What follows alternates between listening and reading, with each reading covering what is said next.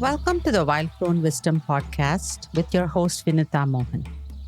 In this episode, we explore the reasons why we might not want to seek help with our suffering, why we might resist peace, and what we might fear would happen if we found relief from our pain. Is there a simple tool we can practice daily to shift this narrative? Recently, I woke up in the middle of the night. I looked at the clock. It was 2 a.m. I was thirsty. I had a drink of water and now I was wide awake. I could no longer sleep. So I sat on my bed with pillows propped up to meditate, hoping it would lull me back to sleep. Suddenly, I encountered this light within the depths of my heart. It isn't light, some kind of luminous space. What astounded me about it was its innocence. Strange word, I thought. Innocence. That's it. But not the kind of innocence that a young child exhibits. That is born out of ignorance. This one felt like innocence born out of an embodied wisdom. Its pristine purity was indescribable. I thought, like the pristine beauty of the Himalayas, the part untrekked by humans, or the crystal purity of a mountain spring from fresh snow. Just so pure. And what blew my mind away was that it was untouched by me, my personality, my life story, the everyday joys and sorrows of the world of 10,000 things, like Dogen would say. How can this be? How can this space live within me and be untouched by all that baggage? I just couldn't fathom this. And I couldn't take my eyes off it. It was so pure. That word again, innocent, untouched. And then I saw my so called life unfolding in front of me so rapidly. Stuff happened, don't get me wrong. The abuse, the betrayals, the abandonment, the joys, pleasures, romance, friendship, heartbreaks, frustrations, they were all still there. And yet, it wasn't as if life was doing it to me. It just happened. Life wasn't out to get me. There was no one to blame, hold accountable, or make into a perpetrator. Life unfolded. Pain happened. Beauty happened. People were who they were. They did what they did, each acting out of their own ignorance, cravings, aversions, conditionings. The whole thing looked so benign. There was no one to blame. It felt like a whole garbage truck of baggage just melted. I felt so light, so free. The stories dropped away, identities melted, the ego's thick crust seemed to break a little, soften a little, melt away a little. I realized that it wasn't personal. No one was out to get me. Life wasn't out to get me. It just was. It just is. Nothing is good or bad. Thinking it makes it so. Yes, there is the pain of reality and there is the pleasure of reality. As Eckhart says, in every happiness lies the seed of sorrow, and in every suffering, the seed of grace. Rumi said, surname every grief as grace.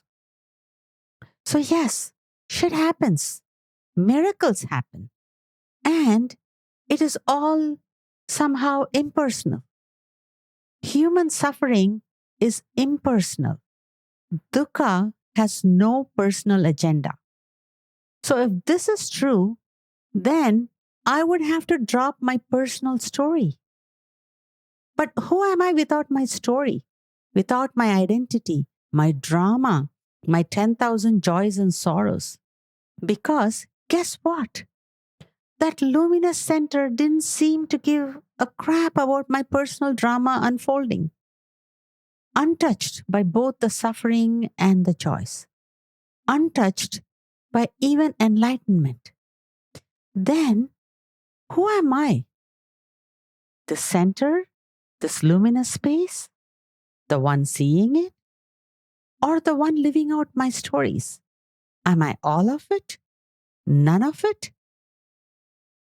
At this point, you might say, okay, stop right there. All this sounds very esoteric and mystical. How does this matter to me? What is my learning here? What is my takeaway? Agreed. Hang in there with me for just a couple more minutes, though. It might be just worth your while. The spiritual teacher Eckhart Tolle often commented that humans say we want peace, but when we do have the means of achieving it, somehow we are not so motivated. He used to joke that if we all lived in paradise for a month, we would go crazy. Why is that? I believe that our egoic parts will start to panic without an identity, without a story. These parts are afraid of being annihilated. Without a story, they have no identity. Without an identity, they cease to exist, and they fight tooth and nail to exist. That is why often when we try to take away a person's pain, they will resist because they have built an entire life around that pain story. And if you threaten that identity, they are left with wondering, who will I be without my story? If I'm not a victim, then who am I? Very often, people refuse to seek help for their life situation and take action to reduce their suffering. Part of the reason I believe is that they are attached to the drama of it. The drama fuels their passion, their purpose for living, their chi, their prana. Take away their drama, you take away their life. The wounded ego says, death is my only option and I definitely don't want to die. So we are then sentenced to live out our drama, our victim stories, our conditioned patterns of thinking, feeling, and behaving. Are we doomed to live like this? Is there not another way? I believe that there is. Neuroscience and spirituality support this. We can break the cycle and learn new ways of living. It's called neuroplasticity. One tool to create a cognitive dissonance is to break this repeated reruns by asking, who is the one that is suffering? Another tool is to see if we can step back and observe the internal drama as if we are watching a reality show. But the fundamental idea is to pause and check in as many times as you can throughout the day with the question, what is happening right now? A 1-minute check-in into your body, thoughts, sensations, emotions. Just an open-ended inquiry with curiosity. Not really looking for anything in particular. It's like the speed bumps that force you to slow down and check in. If we check in like this several times a day, just for a minute, it can break the autopilot and bring in a tiny bit of awareness.